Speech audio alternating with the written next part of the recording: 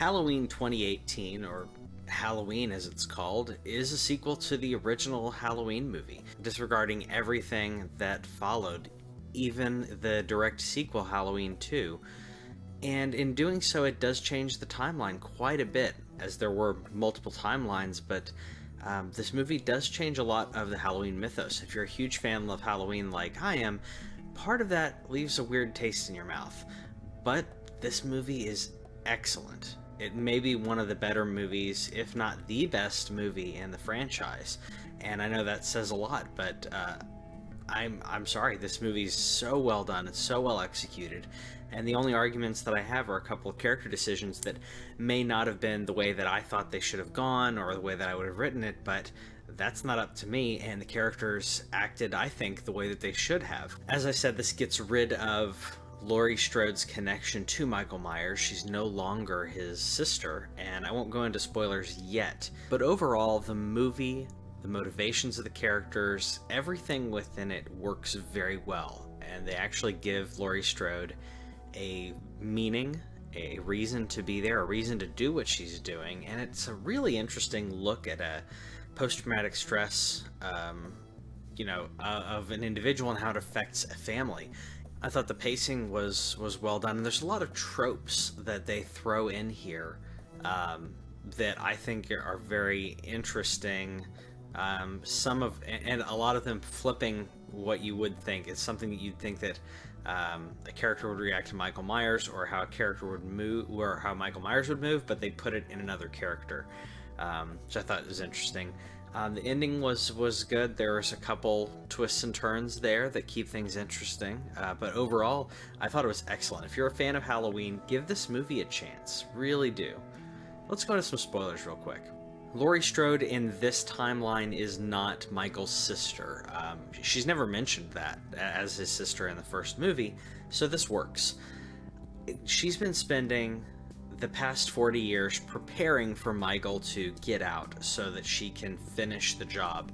I think that part of it's personal, part of it is the psychological idea of everything being done, and it's closure. It's really closure for her, and in a way that I don't think that the court systems could have given her personally. They were going to lock him up. He's been in a mental institution for 40 years, and now they're going to lock him up into like some maximum security incarceration thing.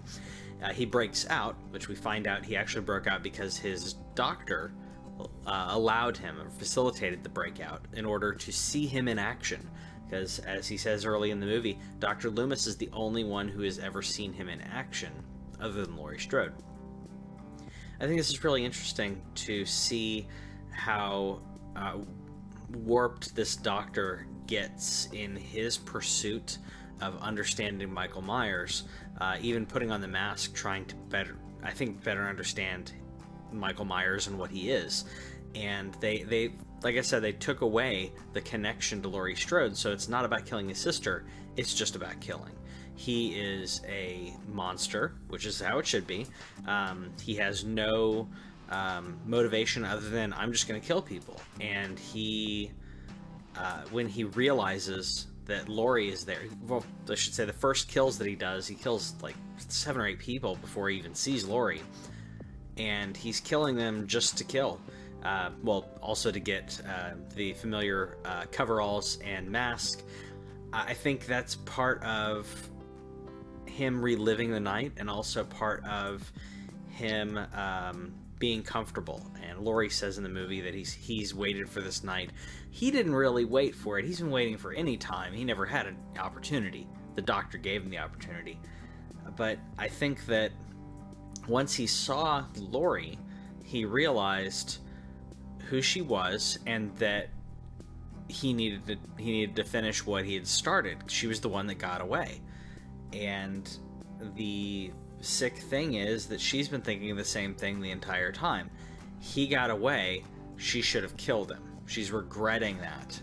And creates in her house that's out in the middle of nowhere, creates a cage for Michael Myers, which you don't quite realize what's happening when it's going on. You think that it's a panic room. That's what she's created. And as Michael Myers is on property, she thinks he's in the house. He's in the house. He definitely would be in the house because she heard him come in. She comes out with a shotgun and she's sweeping through the house to see where he could be. And she keeps shutting these big metal grate shutters. And I thought she was checking off the rooms, going, okay, he's not in there. Okay, he's not in there. And then I realized at the end, when she pulls the final lever that locks him inside what we thought was the panic room in the basement. He's locked in there with these bars. And then I realized, oh, every time she was doing that, she was locking over an area. So if he happened to be in there and she didn't see him, she got him. He was locked in. So if she heard him, she could go back and go, oh, he's in there. Let's light him up. Because that's what she did. She lit the place on fire and burned him alive. I really thought this was very well done. It carefully does many homages to the original. Homages to, there's even an homage to Silver Shamrock from Halloween 3. Overall, I thought it was very well done. Excellent acting in the movie. And Nick Castle returned as Michael Myers, at least in quite a few scenes.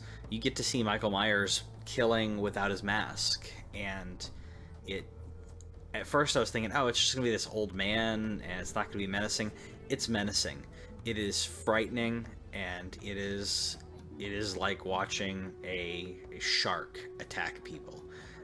It was very well. I can't give it enough praises in regards to a horror movie, in regards to a sequel to a franchise that I absolutely love. I'm sorry, this may be the best Halloween movie since maybe the second movie. I think the first and second movie are just so well executed. They work hand in hand. You can watch them back to back because they take place the same night. I think if you're, other than Halloween 1 and 2, this may be the best Halloween movie. And some people may argue that it's better than them. I don't know if I go that far, but you really need to check it out if you're a Halloween fan. Let me know in the comments what you thought of the movie and what you think of the Halloween franchise. And are you okay with the fact that Laurie Strode is no longer related to Michael Myers, at least in this timeline? And do you think Michael will be back for more money? See you later. Thanks for watching This Week in Our Collective Heads. Subscribe over here and click the bell, and that way you'll know about any new videos that we put up, because we put up a lot of gameplay, a lot of stories from games and stuff like that, and gameplay is down here. Yeah, and you got more editorials and news stuff down here. Check it out.